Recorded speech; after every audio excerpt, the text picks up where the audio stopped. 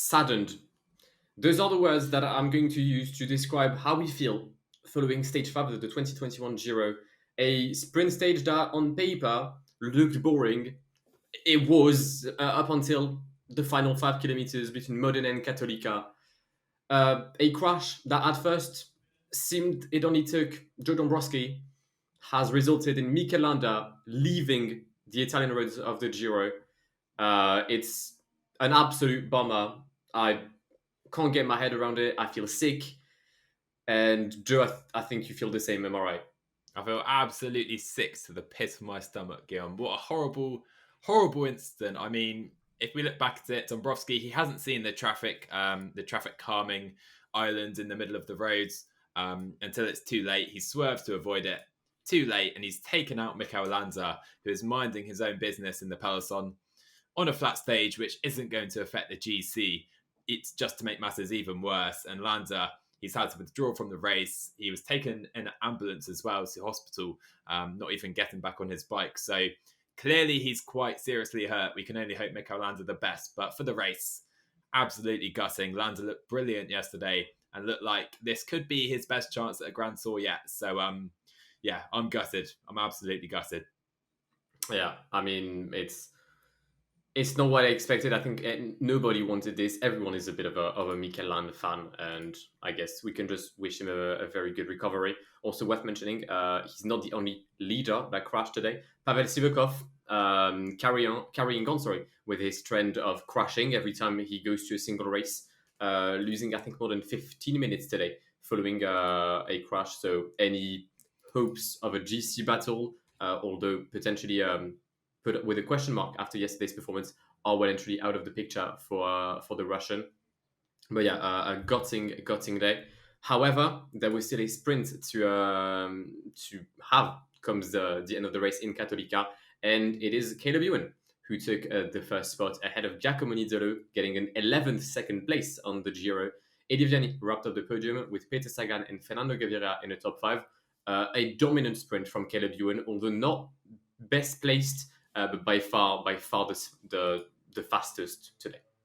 Yeah, he really was. And like you said, 11 second places for Nizzolo just at the Giro. He's had more at other Grand Tours as well. How bad can this day get? I mean, Nizzolo, another second place when it looked like it was going to be his day. I mean, in the final 100 meters, I thought, right, if Nizzolo wins this, at least we salvage something and Nizzolo finally gets the stage win and it makes up for that horrible incident just a few K earlier. But no, Caleb Ewan flies past, absolute rocket, like you say. You can't stop the man if he's in anywhere of a good position, it seems, because Nizzolo was quick. Viviani couldn't even hold his wheel in his draft. So clearly Nizzolo had an incredible punch today, but Caleb Ewan blew them away entirely.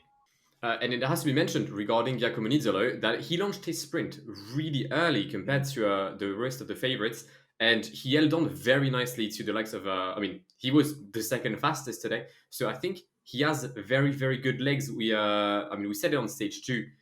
We saw on stage 3 potentially he was out of the running. Maybe we were wrong, but yeah, Giacomo had the legs. Caleb Ewan just unreal on a short burst effort. I don't think there's anyone in the world that can defeat the Aussie. And now Caleb has a stage win on the Giro, which means he can pack his bags in a few days and safely travel back home for to prepare his next Grand Tour. One rider out of the top 10 today was the Chief Lamino jersey of Team Maglia, who got squeezed, we'll say, by Peter Sagan on the left and Caleb Ewan on the right. I think there was even contact between the Belgian and the Aussie. Team Maglia, I think, had a chain issue, resulting in him ending in 12th position. And one rider that, we said yesterday, right? I had Gaviria to win, and we said, is he going to avoid crashing into Molano? He did, but what a shit show was that trainer from Molano. What did he do? Was he riding in a UAE jersey today? I actually am not sure, because he seemed to be helping everyone but Gaviria in the end with that lead out. They're not going to be the best of mates after this. I think they get on quite well, actually. You know, they've got Richese, Milano, Gaviria in that team, but Gaviria is very quickly going to be falling out with those guys at this Giro at this rate. Molano was in the wheel of, I think it was Alexander Krieger that led for Alpecin. Sagan in the wheel, and then Molano just looked behind 3 times, didn't see Gaviria because, well, he didn't lead him out properly, and he just stopped, which in a way kind of destroyed the sprint. I mean, yeah, Molano, yet another disaster class from the Colombian lead out man. One rider I will give a mention to, Simone Consoni, the lead out man of Elia Viviani. Absolute rocket ship today. Wow. Unbelievable. A seated lead out as well. You can, I mean, everyone else was sat in the train and they didn't dare come out behind the wheel of, like you said, Krieger and Milano. But Consini, he just went for it by himself. And Viviani flew up the side, to be fair. Viviani didn't quite have the legs today. I think my pick for today's stage, top 3. His second, third place, though. And yeah, it's been, I think, 3 years since Viviani won at the Giro. I think he won 4 stages that year as well in 2018 with De Koning. But it's good signs for Viviani still. He still seems to be getting better. And perhaps he can grab a stage win at some point. He seems to have the legs. But if Caleb Ewan is here, whilst he is still here, it looks like he's going to be very difficult to beat. And also, of course, Tim Merlier, if his chain is on his bike and working properly.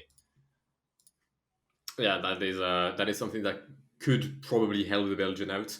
If we take a look at the rest of the top 10, we have in 6th position Matteo Moschetti, 7th for Andrea Pasqualon, 8th place for Dylan Groenewegen. I'm not going to lie, I didn't see him at all in the sprint. I think he was very far down. We mentioned yesterday that positioning would be key, and we said that that could be the reason as to why Caleb Ewan could have potentially lost. He didn't, but Groenewegen definitely didn't position well. So L on that end for Jumbo Visma. 9th place for Manuel Belletti from Eolo Cometa, and rounding up the top 10 is Davide Cimolai, who seemed to always be there for Israel, getting a podium, I believe, on the stage that Taco Van Herron has won, and today getting yet another top 10. Before we move on to the review of tomorrow's stage, I just wanted to quickly go back to the Mikel Landa situation. Obviously, having him out of the Giro is an absolute bummer, but we said yesterday, Joe, that one rider looked particularly strong in that Bahrain team, and that was Damiano Caruso. He now, in my opinion, is going to fit or to wear the leading jersey of Bahrain Victorious. What can Caruso do as a leader on this Giro? It's a very good question. And by his legs yesterday on a climb that I wouldn't say particularly suits him, I would say he's more a man for the higher, longer mountains, perhaps. Like you said in yesterday's pod, he was unreal on the longer mountains in the Tour de France last season. So I feel like they can still achieve a top 5 result. If not with Caruso, even with Bilbao, because maybe Bilbao is now promoted to that dual leader, even if he was a domestique yesterday. I'm just trying to see now because Peo Bilbao is currently 2 minutes and 12 seconds down in the GC. Caruso 1 minute and 43. So there's only about half a minute to separate the two riders at this stage of the race. So they still have options there, even though it seems Caruso is their leader. But I still think now that Bilbao will maybe play an increased role too, alongside Caruso at this race for Bahrain Victorious. Yeah, I think it really threw a curveball in that team. And it's a good thing they had such a stacked team as well at the start because, I mean, they lost arguably them and Ryder, but we still have them in contention for a potential GC top 5, which is unreal. Definitely. And maybe now we'll even see Gino Maeda play an increased role too. You know, he's now got a bigger role in the team. And let's see if he can do that even better now. So looking ahead to tomorrow's stage 6, and we're back in the mountains, the longest climbs of the race so far. We go from Grotti di Frassati to the Ascoli Piceno. I know Guillaume will absolutely murder me for those pronunciations after the pod, but anyway, we'll continue on. We have 2 big climbs tomorrow, which really are the makeup of the day. First, we head to the Fossa di Gualdo, which is over 10 kilometers in length. Pretty steep as well, particularly in the first half of the climb. But then we have a long descent into the final climb. I think the town of Ascoli Piceno, where the bonification seconds will take place. Then we have a 15-kilometer climb to the summit. I think the climb is the San Giacomo climb, which is around 5.5% for the first 10K. It then punches up to around 7.5% for the final 5K. So it really increases in difficulty. So I think that means we'll probably see any attacks in the GC take place there in the final kilometers of the stage. But Guillaume, what do you make of this stage 6? I think this is where we're going to see the first moves in the GC. We had a first glance at it yesterday. But here we have a climb that will be much tougher due to its length. Sure, the 10 first kilometers are at an average gradient, we'll say, but some riders are going to try and make things happen. Probably someone like Bernal will try to see if Remke Evenepoel has the legs to back up the talk. We'll see. Potentially Giulio Ciccone trying to settle himself as the leader of Trek and stop playing the mind games with Vincenzo Nibali. However, I think we could see a breakaway tomorrow because once again, we're going to have an abysmal weather between Grotte di Frasassi and Ascoli Piceno. At least it is what my current weather app is telling me. And we all know that weather has never been wrong. So, yeah, we could see a very tough day. And that long descent could probably mean that the peloton will start the final climb at an incredible rate, especially with the bonus seconds at the bottom. Probably no rest at all in the final 15 kilometers. So it could be a very, very intriguing stage. Certainly could be. And I think something that adds to that intrigue is the current situation with the Maglia Rosa. Of course, that is currently on the shoulders of Alessandro De Marchi of Israel Startup. And I caught his post-stage interview today. He said he's going to fight tooth and nail to keep that jersey. And I think that is going to be quite the sight to see because DeMarchi's a fighter, but what a ride it would take tomorrow to hold the jersey on that stage. So how are Israel going to go about it tomorrow? Are they going to attack with DeMarchi? Are they going to put him in the breakaway? Or are they going to just do their best? Are they going to try and keep the breakaway within sight as well for the stage win in the peloton? I'm not really sure how that's going to play out, to be honest. What do you think, Guillaume? Oh, I think you're definitely going for DeMarchi in the breakaway. You're going to get a Van Avermaet vibes when he was in the yellow jersey and in the break. I think it's the best plan because we said that a breakaway could probably win. The only thing though is that how much time do you give to a breakaway with DeMarchi? That's my main worry because I don't think on pure leg he can manage to get a gap within 124 of someone like Alexander Vlasov, who's the first main GC contender. And also, DeMarchi could potentially try to switch his focus towards the Azzurra, or the Maglia Azzurra, sorry. And with quite a few points to get tomorrow, he could be within a shout of maybe losing the Maglia Rosa, but not losing a distinctive jersey.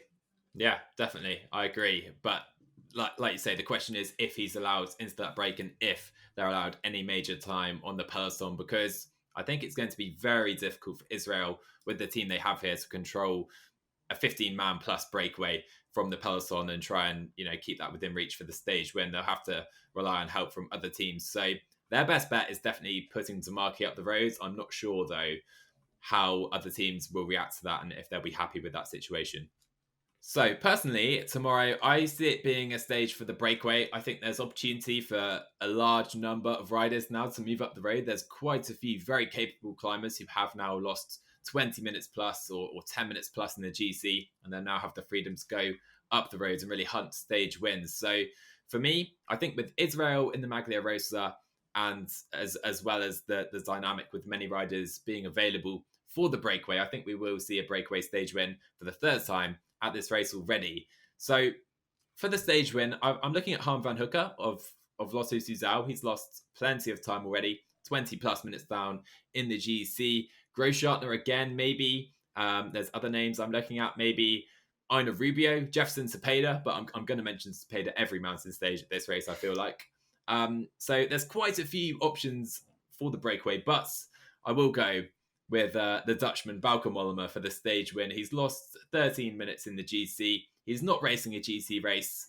And we saw Trek Segafredo be very aggressive the other day, trying to go in the breakaway with three riders. They had, I think, Jacopo Mosca, Gabo Kazabier, and I think Kern de Court up the roads. So with Bauke Mollema added to that mix of riders, they're pushing up the road, trying to aggressively hunt a stage win. There's no one better of the riders who can go in the breakaway tomorrow than Bauke Mollema. So I'm going for Bauke Mollema to become the 102nd rider to win a Grand Tour all three stages tomorrow. Well, I mean, it only took you 6 stages to mention Bauke Mollema's name as a favorite. That's decent. That's decent. I was also looking at Bauke Mollema. He is actually second on my prediction. I'm going to go for Gino Maida. I feel like they're going to have a burst of energy following Mikel Landa's incident today. And, well, by the way, to pay homage to your fallen comrade, Dan, taking the best win on this Giro yet. So I'm going to go Gino Maida to win ahead of Bauke Mollema out of a breakaway. However, the peloton will come back, and third place will be Egan Bernal. And I still have Vlasov. No, yeah, I'll have Vlasov taking Maglia Rosa. Oh, really? Wow, because he doesn't have a big lead over Bernal, does he? So you've got Vlasov right there with him. Yeah, about 20 seconds, I think. Yeah, there's some breathing room for him there, I guess. Yeah, it's an interesting one. It'll be great to see Gino Maida win the stage, or Bahrain in any way win the stage. I wonder if Maida will be used more as a domestique for now Caruso and Bilbao, though. We'll see. For a podium, then, I'll go Bauke Mollema, Harm van Hooker, second place, and I shall go for Jefferson Alexander Cepeda in third, all from the breakaway. That's my shout for tomorrow. But yeah, focusing on the GC battle, of course, Guillaume, you've got Bernal as the best above the rest, do you? I think so. I think so. I think going against Bernal when he's shown the shape he's had on like stage 4 is a bit of an odd guess. And I mean, I've gone against the odds since the start of this year. I went Cavagna instead of Ghana. I've gone Gaviria instead of Caleb Ewan. I mean, at one point, I'm just going to give in. So I'll go Bernal, right? If I fail, that means that there's been a massive L for Egan. And yeah, I think Vlasov will be able to hold on. But just a couple of seconds for Vlasov to retain or to claim, the first Maglia Rosa in his career. Yeah, it'd be interesting. What do you make of Simon Yates tomorrow? Because obviously he was with Remco, losing a bit of time to Sestola the other day. But I don't feel that climb really suited him. I think this stage suits him a lot more. Do you think he'll be right up there with Bernal? I think a lot of people are kind of putting Simon Yates to the back of their minds a little bit after that stage, when really we should still be thinking about him as a prime contender for this Giro. Fully. I mean, like I think I saw a tweet on Twitter. That makes sense. And it was like 3 pictures of Yates in the former Giro where everyone was like, "No, you're doing too much.